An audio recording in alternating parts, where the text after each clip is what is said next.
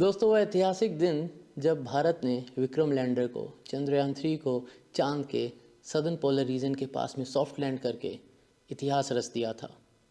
उस दिन की यादें अमिट हैं, लेकिन वहाँ पर हमने जो एक चीज़ देखी थी वो यह थी कि 1680 मीटर पर सेकंड की स्पीड से भाग रहा विक्रम लैंडर अपने आप को इस पोजीशन से धीरे धीरे धीरे धीरे घुमाते हुए इस पोजीशन में लाता है।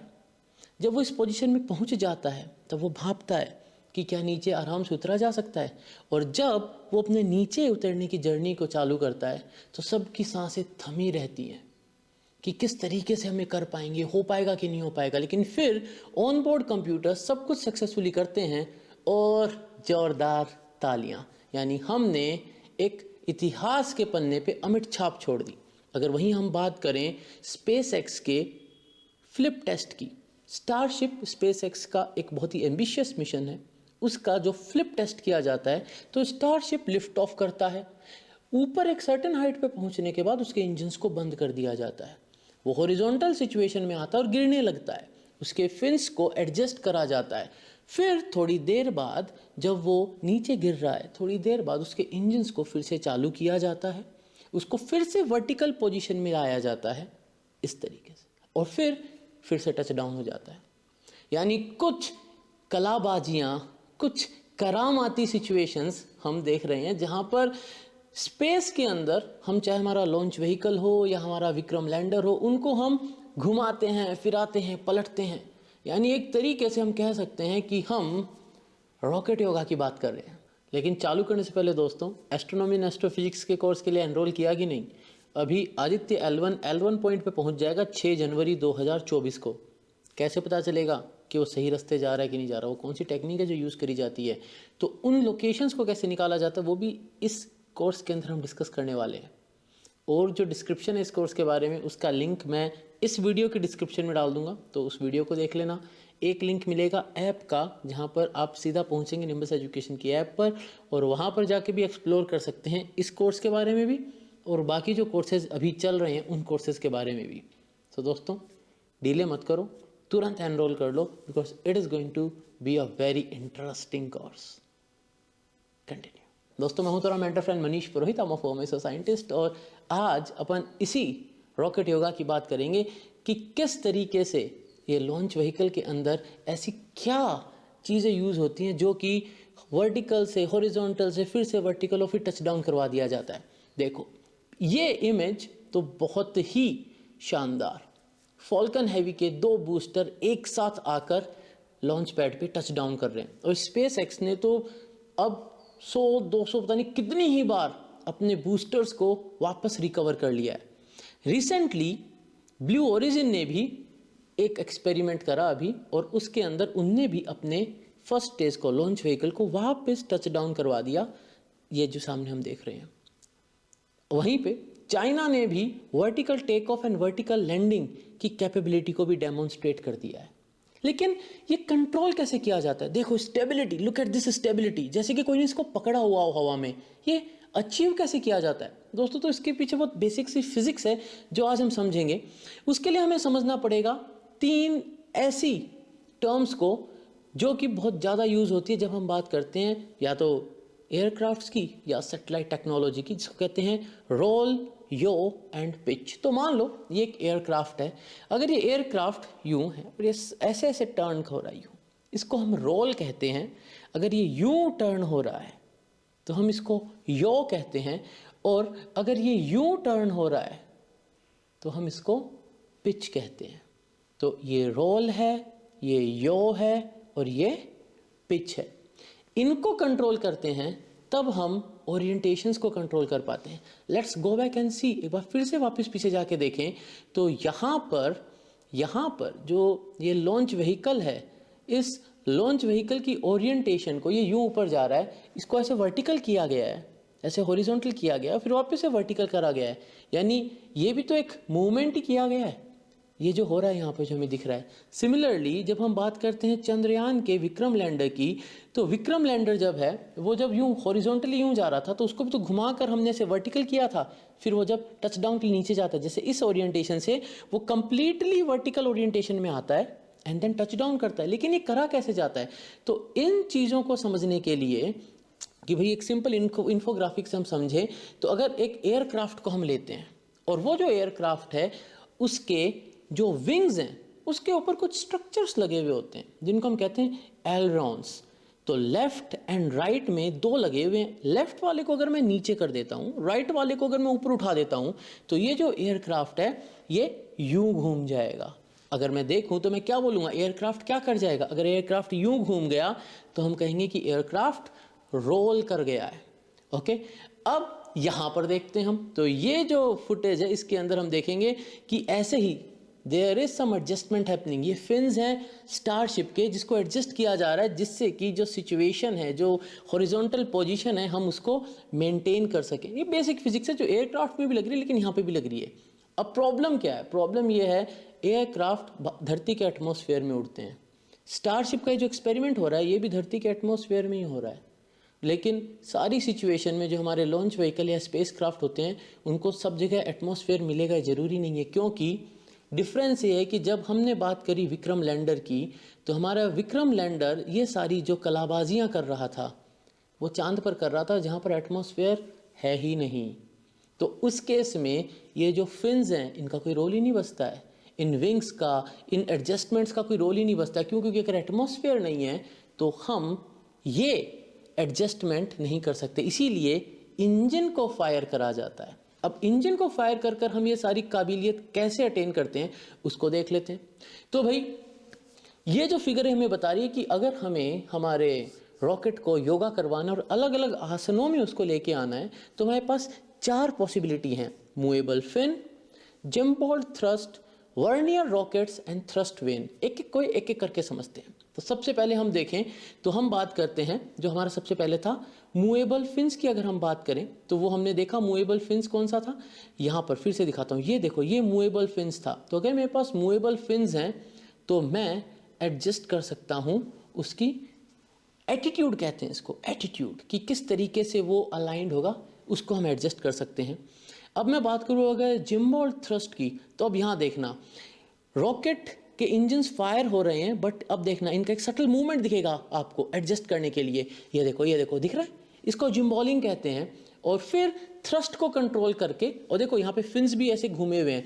तो सिंस यहाँ पे एटमॉस्फेयर है तो हम फिन्स का यूज करके और इंजन जिम्बॉलिंग, देखो इंजन जिम्बॉलिंग हो रहा है, दिख रहा है, फ्लेम ऐसे हिल रही थी धीरे धीरे, उसको यूज करके हम हमारे लॉन्च व्हीकल को योगा प्रैक्टिस करवा सकते हैं। लेकिन what about the vernier rockets and thrust when, ये कहाँ यूज होता है? तो vernier rockets Soyuz launch vehicle use करता है। ये जो बड़े हमें 4 दिख रहे हैं ये होते हैं मेन इंजन, और ये जो छोटे हमें 4 दिख रहे हैं, सब में दिख रहे हैं 1 2 3 4 5 6, इसमें भी इधर होगा, इसमें भी होगा, ऊपर भी 2 दिख रहे हैं, ये वर्नियर इंजन्स हैं। वर्नियर इंजन्स शटल में भी यूज हुआ करते थे। ये शटल के मेन इंजन है, ये जो है ये 2 शटल के ऑर्बिट मैनेजमेंट को, ऑर्बिट को एडजस्ट करने के इंजन है। और यहाँ पर ये जो हमें दिख रहे हैं इनके साथ इसके और भी रिएक्शन कंट्रोल सिस्टम के वर्नियर इंजन होते थे। कुछ वर्नियर इंजन और रिएक्शन कंट्रोल सिस्टम के कुछ थ्रस्टर्स होते थे जो कि कंट्रोल करते हैं ओरिएंटेशन को। ये कैसे कंट्रोल करते हैं? तो वर्नियर इंजन जो है उनको फायर करा जाता है। यहाँ पे देखें तो वर्नियर इंजन को हम फायर करते हैं। जब उनको फायर करते हैं तो वो हमारे को एक फोर्स देते हैं।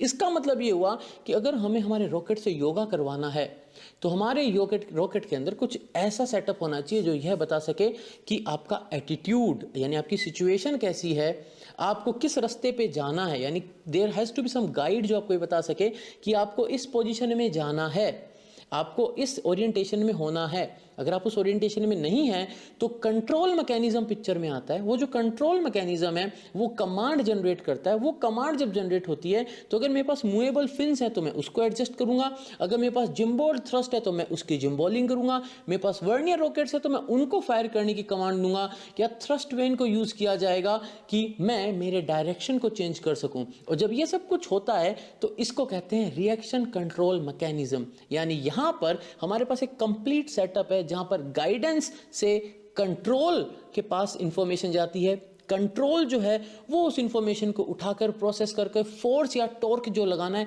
उसकी कैलकुलेशन करके सिस्टम को बताता है। सिस्टम उसको एक्चुएटर्स को, यानी एक्चुअली में वो जो चेंज करवाने वाले जो पार्ट्स हैं रॉकेट के ऊपर, उनको ये कमांड दी जाती है। अगर हम एटमॉस्फेयर में हैं तो we are going to use fins, grid fins. हमने देखा है फॉल्कन के ऊपर, हमने देखे हैं ग्रिड फिन्स होते हैं, तो फिन्स को यूज किया जाता है, ग्रिड फिन्स को यूज किया जाता है। और अगर हम जा रहे हैं किसी ऐसी जगह पर जहां पर फिन्स या ग्रिड फिन्स काम नहीं आ सकती, मतलब वहां पे एटमॉस्फेयर नहीं है, तो हम यूज करते हैं थ्रस्टर्स को। अब देखो इसको और देखते हैं। तो हमने बात करी, अभी तक हमने बात कर ली मूवेबल फिन्स की, जिम बॉल थ्रस्ट की, वर्नियर रॉकेट्स हमने देख लिए कि कैसे यूज होते हैं। फिर आती है थ्रस्ट वेन। ये सामने में जो दिख रहा है दोस्तों, ये V2 रॉकेट है जिसने वर्ल्ड वॉर 2 में बहुत तबाही मचाई थी। बट V2 रॉकेट को ही यूज करा गया था सबसे पहले सैटेलाइट्स को लॉन्च करने के लिए, इन्हीं को इंप्रोवाइज किया गया था। इनमें ये जो पार्ट हमें दिख रही है, ये ग्रेफाइट की थ्रस्ट वेन्स हैं, ग्रेफाइट वेन्स कहते हैं इनको। इनका क्या काम है, हम इनको एडजस्ट करके जो थ्रस्ट जनरेट हो रही है उसको हम एडजस्ट करते हैं, जिससे कि हम एक फोर्स जनरेट कर सकें रॉकेट को योगा करवाने के लिए। ठीक है, लेकिन अब बातें आती है कि अगर आप स्पेस में हैं, अगर आप स्पेस में हैं तो क्या हमारे पास सदा यही मैकेनिज्म होंगे अपनी ओरिएंटेशन को एडजस्ट करने के लिए? तो ये देखो, एक बहुत बढ़िया इंटरनेशनल स्पेस स्टेशन पे ये एक डेमोन्स्ट्रेशन हुआ था, जिसको देखें तो यहाँ पर मेरे पास जो ये सेटअप है इसके अंदर एक गायरो लगा हुआ है। तो गायरो के थ्रू हम मोमेंटम कंजर्वेशन के प्रिंसिपल को यूज करके भी स्टेबिलिटी देते हैं स्पेसक्राफ्ट को। देखिए कैसे। तो हमारे पास एक गायरो है। गायरो एक मान लीजिए जैसे लट्टू होता है ना, जो अपन बचपन में खेलते हैं, वैसे ही एक सेटअप होता है। उसके अंदर एक रिंग होती है जिसको हम जोर से घुमाते हैं। तो यहाँ पर ये जो एस्ट्रोनॉट है, इनने गायरो के ऊपर धागा बांध दिया है और इसको अब खींचेंगे तो ये जोर से घूमने लगेगा। जैसे ये जोर से घूमने लगेगा तो इसके अंदर फिजिक्स एक बहुत प्रोमिनेंट रोल करने लगेगी, जो कि होगी conservation of momentum, angular momentum. तो गायरो से हम मोमेंटम को कंट्रोल करते हैं। तो अब देखना यहाँ पर, जैसे उस गायरो ने घूमना चालू किया, अब बिकॉज गायरो घूम रहा है तो वो अपने आप में एक मोमेंटम का वेक्टर जनरेट कर रहा है। उस वेक्टर को हम नहीं हिला सकते। अब यहां देखो, जैसे ही इसको हम फ्लिप करने की कोशिश कर रहे हैं, ये अपने उस ओरिएंटेशन को रोक रहा है, उसको बदलने नहीं दे रहा है। तो यहां पर देखना, अब देखना सी, तो अभी थोड़ी देर पहले जब इसको थोड़ा सा भी धक्का दे रहे थे तो ये पलट जा रहा था, लेकिन गायरो अगर काम कर रहा है तो ये नहीं पलटेगा। ऐसा एक और मैकेनिज्म होता है जिसको हम कहते हैं रिएक्शन व्हील मैकेनिज्म। यहाँ पर क्या होता है, यहाँ पर ये जो हमें दिख रहे हैं, ये शाइनी जो सरफेसेस दिख रहे हैं, ये व्हील्स हैं, जिनको मेटल व्हील्स हैं, जिनको बहुत तेज स्पीड पे घुमाया जा रहा है। ये ऐसे 4 व्हील्स हैं और इनकी स्पीड को कंट्रोल करके ओरिएंटेशन को, जैसे चंद्रयान 4 के विक्रम लैंडर में भी हमारे पास रिएक्शन व्हील्स थे और उन रिएक्शन व्हील्स की मदद से ही टॉर्क जनरेट किया जा रहा था जब हमें चंद्रयान के विक्रम लैंडर की ओरिएंटेशन को जब एडजस्ट करना था। तो अगर हमें रॉकेट योगा करवाना है तो हमें थ्रस्टर्स चाहिए, हमें इंजन चाहिए, हमें वर्नियर थ्रस्टर्स चाहिए। लेकिन स्पेसक्राफ्ट के अंदर रिएक्शन व्हील्स हो सकते हैं, गायरो स्टेबिलिटी हो सकती है। अब आगे बढ़ें तो अगर हम इसको देखें तो यहाँ देखो, यहाँ पर जो हम देख रहे हैं ना, यहाँ पर एक और चीज सामने दिख रही है, वो है कोल्ड गैस थ्रस्टर। सब देखना साइड से, यहाँ से देखना, यहाँ से तुमको फ्यूम्स निकलती हुई नजर आएंगी। ये देखो, ये देखो, ये दिख रही है, ये निकल रही है। तो यहाँ से जो फ्यूम्स निकल रही हैं, ये देखो यहाँ से भी निकल रही है, बगल से देखा ना, ये जो फ्यूम्स निकल रही हैं इनको कहते हैं cold gas thrusters. Cold gas thrusters का क्या काम है, ये भी एटीट्यूड को, यानी जो योगा की जो पोजीशन है, जो आसन है, उसको एडजस्ट करने में ये भी बहुत बड़ा रोल प्ले करते हैं। अब जब हम बात करते हैं हमारे स्पेस कैप्सूल्स की, जिसके अंदर एस्ट्रोनॉट्स जाते हैं, तो यहाँ पर ये सॉलिड मोटर को बर्न करके रिएक्शन कंट्रोल जनरेट किया जा रहा है, जिसके अंदर अगर किसी पर्टिकुलर डायरेक्शन में हमें ओरिएंटेशन को चेंज करना है तो उधर तेज फ्लेम निकलेगी। तो अगर इधर तेज फ्लेम निकलेगी तो हमारा जो पोजीशन है वो दूसरी साइड टिल्ट हो जाएगी। अगर इधर तेज फ्लेम निकलेगी तो ओरिएंटेशन इधर टिल्ट हो जाएगी। यानी अगर हम टिल्ट हो रहे हैं इस डायरेक्शन में तो मोटर फायर करेगी, इस साइड मोटर फायर करेगी और हमें इसको वापस से सीधा कर देगी। इसको हम रिएक्शन कंट्रोल थ्रस्टर्स कहते हैं और ये बहुत यूजुअली ऑलमोस्ट हर एक स्पेस मिशन में अपना बहुत बड़ा रोल प्ले करते हैं। इसके अलावा भी दोस्तों एक और मैकेनिज्म है जो कि PSLV के लॉन्च में बहुत यूज होता है। यानी अभी जो लॉन्च होगा हमारा एक्सपोसेट का PSLV के थ्रू वहाँ पर हम फिर से इस चीज़ को देखेंगे, जहाँ पर हम उसको जो कहते हैं उसको कहते हैं हम SITVC, secondary injection thrust vector control. इसके अंदर क्या होता है दोस्तों कि जो मेन थ्रस्ट, जो हमारा मेन बूस्टर है, इसका जो इंजन है ये तो नॉर्मल फायर कर रहा है, इस पर तो कोई फ़र्क नहीं पड़ रहा। इसके थ्रस्ट के डायरेक्शन को बदलने के लिए ना हम जिम्बोलिंग यूज़ कर रहे हैं, ना हम वो थ्रस्ट की जो वेक्टर वेन्स है उनको यूज़ कर रहे हैं, ना हम इसके अंदर फिन्स को यूज़ कर रहे हैं। इसके अंदर हम डायरेक्शन को चेंज करने के लिए एक अलग केमिकल कंपाउंड मेन बूस्टर के साथ बर्न करके उसको उसकी फ्लेम के साथ रिलीज़ करते हैं, जिसको कहते हैं हम secondary injection thrust vector control. तो इससे होता क्या है कि मान लो ये मेन बूस्टर फायर हो रहा है, तो इसके साथ में ये जो लगा हुआ है, ये मेन बूस्टर है, ये लगा हुआ है जो हमारा ये जो पार्ट है, ये SITVC यूनिट है, इसके अंदर से कुछ केमिकल्स रिलीज होंगे जो कि इसकी फ्लेम के साथ जाके टकराएंगे। तो जब वो इसकी फ्लेम से केमिकल टकराएंगे तो वो एक डेविएशन जनरेट करेंगे, जिससे कि हम एटीट्यूड यानी हमारी जो सिचुएशन है लॉन्च व्हीकल की उसको एडजस्ट और कंट्रोल कर पाते हैं। सो दोस्तों, ये था एक छोटा सा lecture about the rocket yoga. अगर पसंद आया तो कमेंट सेक्शन में ज़रूर बताना कैसा लगा। लाइक कर दो, शेयर कर दो, सब्सक्राइब कर दो नहीं किया तो, और बेल आइकन ज़रूर दबा देना, जिससे कि कोई भी नोटिफिकेशन मिस ना हो। तो मिलेंगे अगली वीडियो में दोस्तों, तब तक के लिए जय हिंद।